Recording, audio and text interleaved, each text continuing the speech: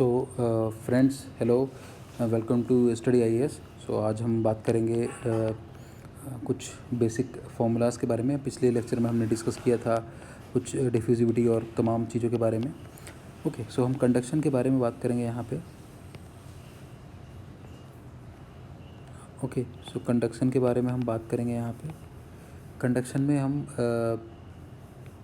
ठीक है, हमने इस तरीके से एक वॉल के बारे में बात करेंगे जो इसका टेम्परेचर डिफरेंट है, इसका एरिया ए है, और अगर लेंथ मान ली जाए इसकी तो Q इक्वल टू हम यहाँ पे लिख सकते हैं KA T1 minus T2 upon L।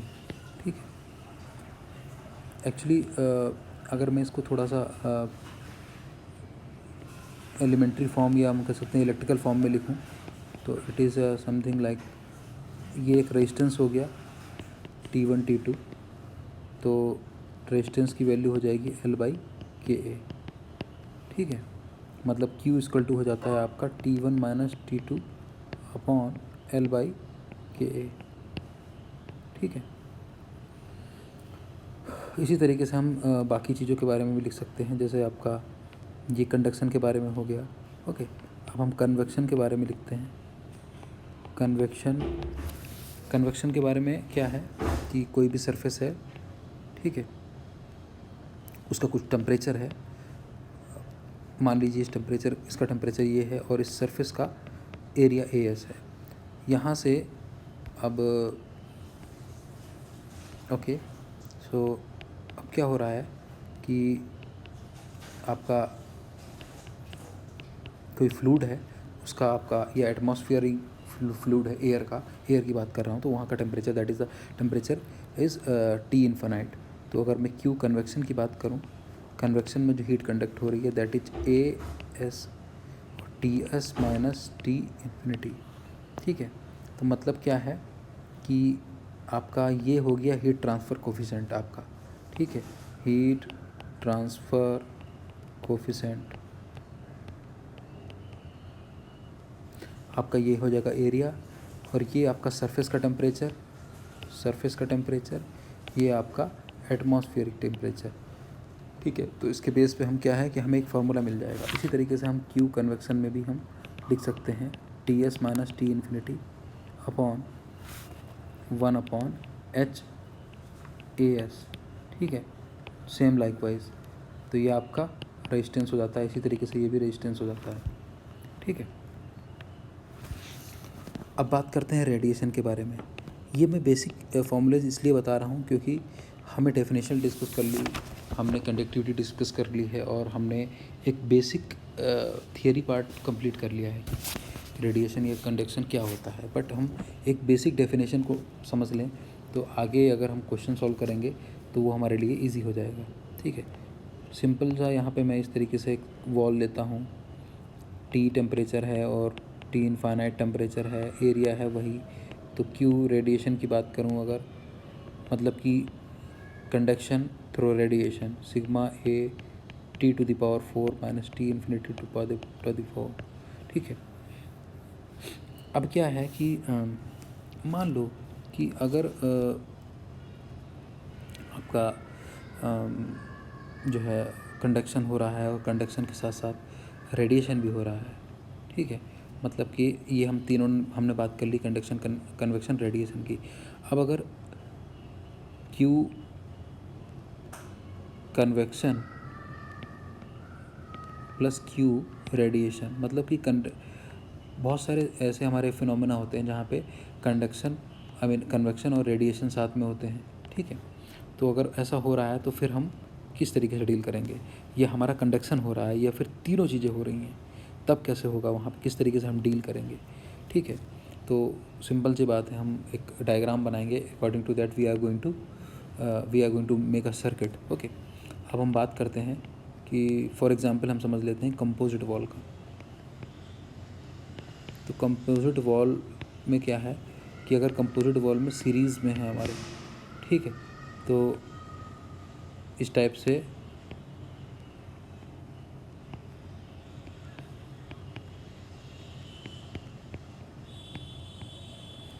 ये R1 R2 है, तो R टोटल किस तरीके से निकालेंगे हम, R1 प्लस R2, और I क्या हो जाएगा, V1 minus V2 by R total. ठीक है, मतलब हमको कंपोजिट वॉल्व जिस तरीके से मैंने फॉर्मूला लिखा है in form of electrical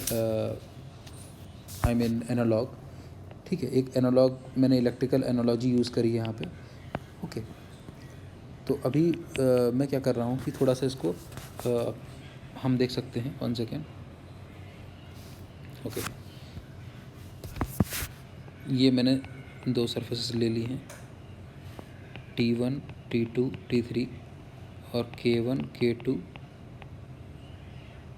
okay, और L1 L2, और एरिया सेम है और हीट कंडक्ट हो रही है। तो यहाँ पे मैं क्या करूँगा, R टोटल निकाल लूँगा, R1 प्लस R2, एक R1 इसका होगा, एक R2 इसका होगा, और क्या होगा कि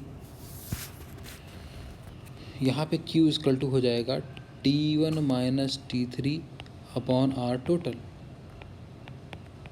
ठीक है, क्योंकि this is the law of conduction. ठीक है, अब क्या है कि कोई भी चीज़ अगर सीरीज़ में है या पैरेलल है तो हम उसके अकॉर्डिंग हम उसे फाइंड आउट कर लेंगे। एक रिलेशनशिप हम यहाँ इस तरीके से देखते हैं, ठीक है, equal to T2 minus T3 upon R2। ठीक है, अब अगर मैं बात कर रहा हूँ यहाँ पैरेलल की, कि अगर पैरेलल है तो पैरेलल में क्या होगा, पैरेलल में आपका सर्किट इस तरीके से बन जाएगा कुछ,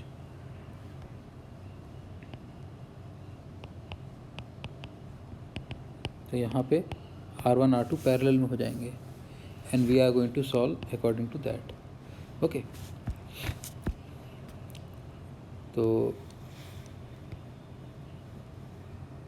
इसमें हम बस इतना ही देख सकते हैं कि आपका हमने यहाँ पे जैसे कंडक्शन में एक चीज़ कंडक्शन डिस्कस कर लिया, कंडक्शन में जो आपका कंपोजिट वॉल्व हैं वो किस तरीके से, और आपका अगर तीनों चीज़ें हो रही हैं सपोज़, तो हम उसके अकॉर्डिंग जो है एक अपना वो बना सकते हैं, क्या बोलते हैं आपका, मान लीजिए रेडिएशन हो रहा है तो रेडिएशन का हम एक उसका अलग वो निकालेंगे, और यहाँ पे आपका रेजिस्टेंस हमने निकाल लिया यहाँ पे, और एक कन्वेक्शन का निकाल लिया, और सपोज ये कंडक्शन हो रहा है, तो ये तीनों चीज़ें अगर हो रही हैं तो according to that we are going to make a diagram of that and we are going to solve the problem.